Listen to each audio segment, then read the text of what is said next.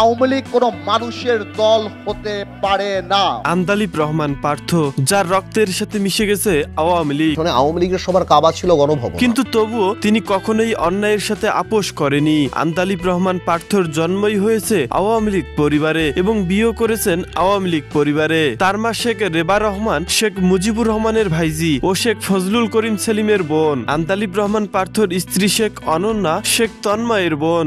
সংসদে যখন আন্দালিব রহমান পার্থ অন্যায়ের বিরুদ্ধে, ঘুষ দুর্নীতির বিরুদ্ধে প্রমাণ দিয়ে কথা বলেন, তখন সংসদে অনেক বাঘা এমপি মন্ত্রীদের প্যান্ট নষ্ট হয়ে যায়। আন্দালিব রহমান পার্থ এমন একজন ব্যক্তি যিনি কখনোই কাউকে ছেড়ে কথা বলেন না। যেটা অন্যায় সেটা চোখে আঙ্গুল তুলে দেখিয়ে দিয়েছেন, সে হোক জামায়াত, বিএনপি কিংবা অন্য কোনো রাজনৈতিক দল। ছাত্র জীবনে তিনি ছিলেন প্রখর মেধাবী ছাত্র।